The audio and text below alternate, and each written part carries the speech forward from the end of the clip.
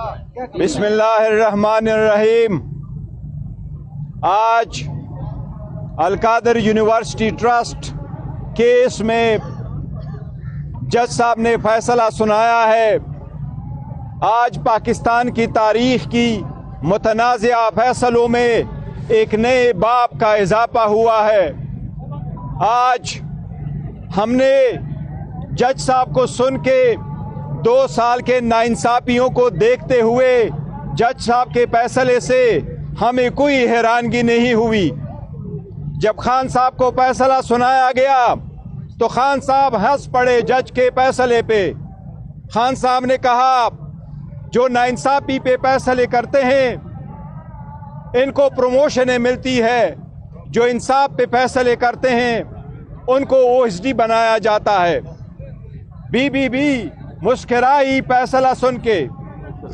ہم نے دیکھا 2 سالوں سے ہمارے ساتھ عدالت رویہ امتیازی اور غیر منصفانہ رہا ہے۔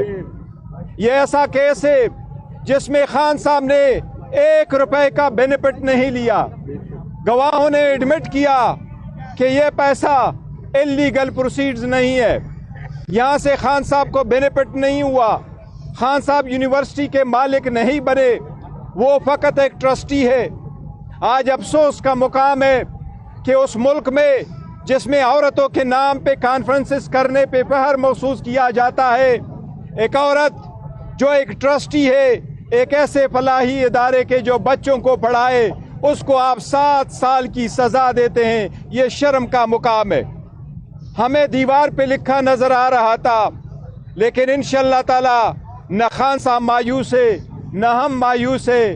خان صاحب کا پیغام ہے لوگوں کے لیے، مایوسی گناہ ہے، مایوس نہ ہونا۔ انشاءاللہ تعالی within few days high court میں اپیل فائل کریں گے۔ ہمیں اعتماد انشاءاللہ تعالی خان صاحب سرخ روح ہوں گے۔ دنیا کو بتانا چاہتے ہیں خان صاحب has done no wrong. He has committed no crime. He has taken no benefit. He has misused no authority. He has not incurred any criminal liability. This is a baseless and political victimization case. It is nothing more than political witch hunt. Inshallah, this will go. Khan will not give up. He will not give in. He will not break. He will not bend. He will not compromise. He will survive. He is the survivor. Or inshallah, he will come back as a free man and he will come out soon. Inshallah ta'ala. ہم دنیا کو بتانا چاہتے ہیں پاکستانیوں کو صبر اور تحمل سے کام لو۔ ساری دنیا جانتی ہے پاکستان میں قانون وہ انصاف کا قانون جس کے لیے خان صاحب 27 سال سے کوشش کر رہے ہیں، اس میں اس بندے کو جس نے 27 سال انصاف کے لیے کوشش کی اس کو انصاف نہیں ملا۔ یہ پاکستان کی ہسٹری ہے جس نے 27 سال انصاف کے نام پہ تحریک لگا کے انصاف کے لیے کوشش کی، لیکن انشاءاللہ تعالی ٹائم از اپ۔ اب انصاف ہوگا اور انشاءاللہ تعالی انصاف ہو کے رہے گا انشاءاللہ تعالی۔ اس سب چیزوں کے باوجود خان صاحب نے آج کہا ہے مذاکرات جاری رہیں گے 7 دن تک۔ اگر پیش رفت نہیں ہوتی کمیشن پہ پھر فردر مذاکرات نہیں ہوں گے، لیکن ابھی اس کی وجہ سے ابورٹ نہیں ہوں گے۔ یہ مذاکرات 7 دن کے لیے جو کمیشن کے پیچھے ہم منتظر ہیں، انشاءاللہ تعالی یہ کنٹینیو کریں گے۔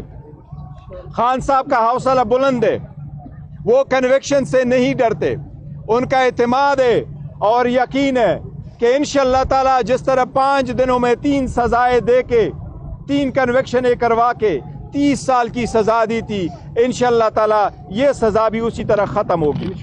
لیکن افسوس کا مقام ہے کہ یہ وہ ادارہ ہے جس میں بچے پڑھتے ہیں، یہ خیراتی ادارہ ہے جس میں سے سرکار کا آج بھی سرکار کی طرف سے ایک اپلیکیشن نہیں ہے کہ یہ ادارہ ہمارا ہے یا اس کے پیسے ہمیں لاس ہوا ہے۔ لیکن افسوس کا مقام ہے کہ جج نے اس کو بھی فارفٹ کر کے سرکار کے حق میں دیا ہے۔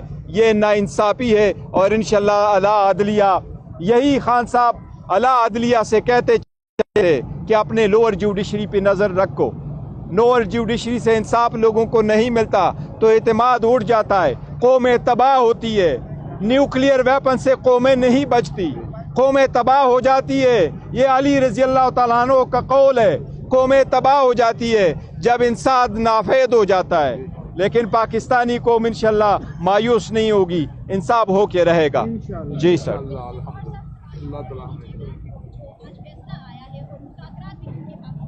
خان صاحب نے کہا ہے کہ مذاکرات ہوں گے. خان صاحب نے یہی کہا ہے مذاکرات ہوں گے. 7 دن کا ٹائم ہے. ہم نے کل اپنے ریٹن میں ڈیمانڈز دی ہیں. سب سے پہلی بات حکومت کا دیکھیں گے 7 دن میں کہ کمیشن پہ کیا پیش رفت ہوتا ہے. اگر نہیں پیش رفت ہوتا تو پھر چوتھا راؤنڈ نہیں ہوگا. سر انشاءاللہ تعالی یہی چینل ہے, چلتا رہے گا انشاءاللہ.